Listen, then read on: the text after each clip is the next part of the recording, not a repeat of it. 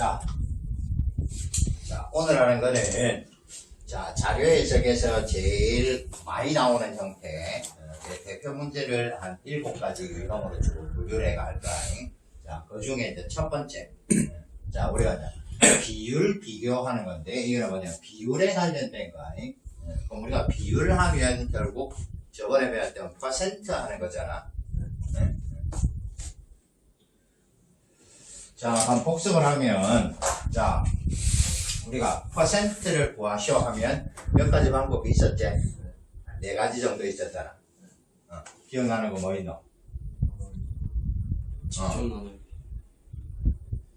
실제로 숫자가 작을 때는 나누는 거. 또 반올림. 그 다음에 10이나 100이나 1000으로. 그렇지. 분모를 10이나 100이나 1000에 가까운 수로 만드는 거. 또 10%. 그렇지. 10% 연산법 하는 거. 자, 그럼 이런 거를 갖고 비율끼리 이제 서로 비교를 하는데, 자, 비율에서 가장 많이 나오는 형태는 저 할배 수업할 때 이거 많이 들어봤지? 기억나나? 뭐 대비하는 거, 또는 대비 대신에 뭐 당 이런 게 들어와도 돼. 또는 뭐 이런 말이 올 수도 있고. 자, 이거를 분수로 하면 뭐가 돼요? 자, 2022년 대비 2023년에 어떤 비율을 구하시오, 퍼센트를 구하시오 하면 분수로 먹고. 이거 안 배웠나? 요거. 어느 게 분모? 2021. 그렇지. 2022년분에 2023년, 뭐 이런 것도 마찬가지. 부채 대비 금융부채 하면 부채분의 금융부채를 구하시오. 뭐 이런 게 나와도 A분의 B. 그러니까 A가 전체고 B가 구하는 일부분 확률에서 우리가 이런 거하고 똑같은 거야. 전체 경우의 수분에 일어나는 경우의 수 이래갖고 우리가 분수를 구하듯이 뭐 이런 것도 다 마찬가지. 앞에 있는 이게 이제 전체에 해당이 되는 거야. 요거 뒤에 있는 거는 일부분 하는 거야. 자, 그럼 예를 들어서 자, 문제를 하나 봐라.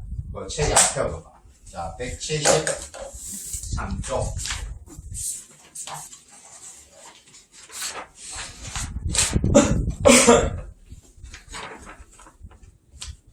됐나? 자, 요거는 뭐, 전체적으로 뭐, 나중에 되면 문제를 한번 풀어볼 건데, 여기서는, 그 보기 하나만 딱 보는 거야. 자, 1번 보기만 하나 보는 거. 그러니까 문제는 뭐라 그랬냐 하면, 다음은 H기업의 재무 관련 지표를 나타낸 표인데, 자, 요거를 보고, 자, 뭐를 구하셔야 하냐면, 보기 1번에 보면, 자, 영업이익이 가장 큰 해, 한번 찾아봐라, 표를 보고. 영업이익이 가장 큰 해는 몇 년이고? 2010년. 그렇지, 2010년이지, 그죠? 그럼 2010년에 뭐를 구하셔야 하냐면, 자, 부채 중에서 금융부채가 차지하는 비중이라는 거는 그냥 퍼센트 이렇게 생각하면 돼. 그럼 그 퍼센트는, 자, 38% 이하가 맞냐? 이렇게 물은 거야. 그럼 뭐가 딱 떠올라야 돼? 아까 우리가 배운 것 중에. 10%.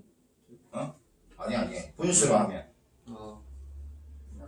금융부채분의 우리 마누라가 쉐기 욕하지 말게 했는데 쉐기가 막 욕을 하게 만드는 저게. 자, 부채 중에 금융부채 비중하면 분수로 뭐? 이거.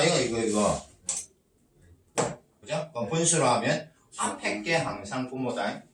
그래서 뭐를 구하시오라는 말이냐 하면 부채분의 금융부채를 구하시오 이 말이. 이해됐나? 그럼 먼저 어느 해를 구하냐면 2010년도를 구할까 이가. 아까 영업이익이 가장 큰 해니까. 자, 그럼 2010년을 딱 한번 봐라. 자, 부채 얼마? 33만 9천. 그래 나왔지, 그죠? 근데 단위는 이제 억이니까 이거는 억으로 가야 돼. 근데 단위는 무시해도 관계없어. 그래서 33,900, 33만 9,244고 그 다음 금융부채는 13만 6,982잖아. 그럼 요거는 이제 분수라는데 우리가 배운 것 중에 이게 뭐고 요대로 계산을 하려면 귀찮지. 숫자가 크다 말이다. 그래서 어느 방법을 써?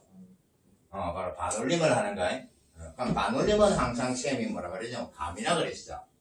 그럼 반올림을 할 때는 대충 수를 보고 100의 자리 아니면 1000의 자리 정도에서 반올림을 해주면 돼. 그러면 이제 한 1000까지 안 가볼까? 자, 1000까지 가서 1000의 자리 반올림하면 자, 부채 얼마? 34. 그래? 금융부채는 14 하면 되지, 그제? 그래서 결국 자, 우리가 구하고 싶은 자, 부채분의 자, 금융부채 해보면 반올림을 해보면 34분의 14 하는 거야. 그럼 이거에 뭐를 구하고 싶으냐면 퍼센트를 구하고 싶잖아. 그럼 우리가 퍼센트를 구하고 싶으면 자, 이 네 가지 중에서 자, 어느 방법을 딱 쓰면 편하겠노? 100에 가까운. 그렇지. 무조건 이거를 먼저 한번 생각을 해보는 게 제일 쉽다. 자, 그럼 100에 가까운 수학은 곱하기 얼마? 곱하기 3 정도 하면 되겠지? 그럼 곱하기 3 하면 얼마? 102분의 102분의 42. 그럼 이거는 결국 퍼센트로 하면 42%가 넘나 안 넘나? 안 넘죠. 안 넘겠지? 100분의 42보다는 이 값이 더 작단 말이게. 그래서 42%보다는 좀 작다. 그럼 우리 책에서 묻는 자, 38% 이하다. 맞나 틀려? 틀리지? 그게 42%가 조금 안 되니까. 자, 근데 우리가 이제 이렇게 퍼센트를 구할 수도 있지만은 또 뭐도 생각을 해야 되냐면, 자, 우리가 저번에 배울 때, 자, 비율 하는 것도 있지만은,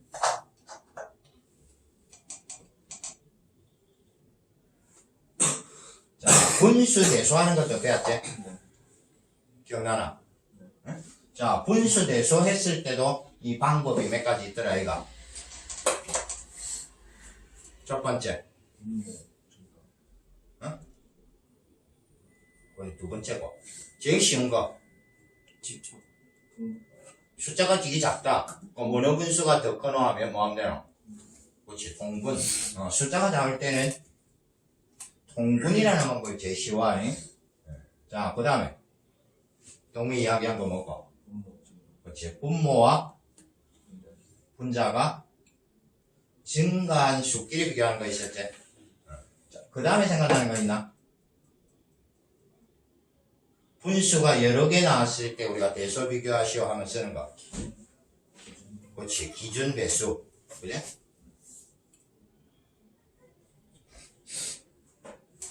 지금은, 자, 요거하고 요거는 영 별개 같지만은 똑같다. 문제를 풀이할 때는 이 두 가지를 다 동시에 쓸 수도 있다. 그럼 지금 예를 들어서 이 문제를 딱 보면, 자, 이 문제를 보면, 자, 부채분의 금융부채라는, 자, 34분의 14하고, 비교하는 거를 뭐고, 이 값이 38%를 넘냐, 안 넘냐를 비교하는 거잖아. 그럼 38%를 분수로 하면 뭐고? 100분의 38. 그렇지. 100분의 38이지. 그럼 이거 두 개의 크기 비교하는 거랑 똑같지? 맞나? 그럼 이거는 분수 크기만 비교해보면, 예를 들어서 이 값이 더 크더라. 요렇게 되더라 하면, 이 값은 38% 이하고, 뭐, 예를 들어 이 값이 더 크더라 하면, 38%보다는 이게 더 크다는 소리야. 그래서 아까처럼, 퍼센트를 직접 구해서 비교를 해봐도 되지만, 결국 크기를 비교해도 된다는 소리. 그럼 결국은 어느 거를 쓰냐 하면 여기는 이런 거를 써주면 돼. 방법을. 뭐 쓸래?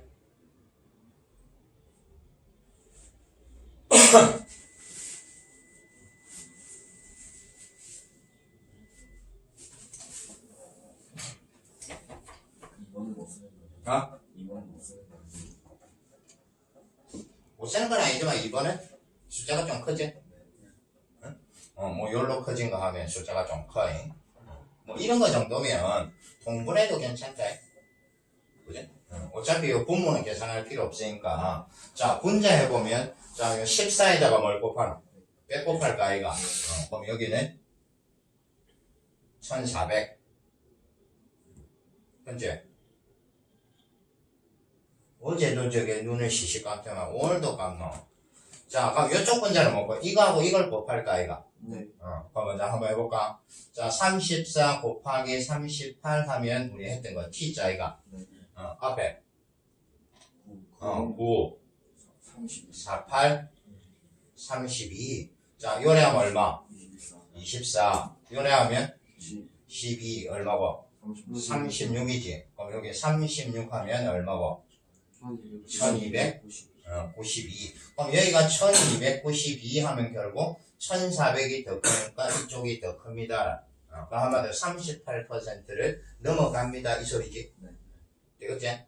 그래서 우리가 이제 앞에 이 자료에서 가면 비율, 퍼센트하고 이 분수 대소가 제일 중요한 거 아니? 제일 많이 나온단 말이다.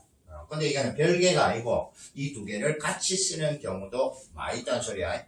그래서 퍼센트를 갖고 답을 찾을 수도 있고 이거를 분수 대소 쪽으로 바꿔서 찾을 수도 있고 이해됐나? 네.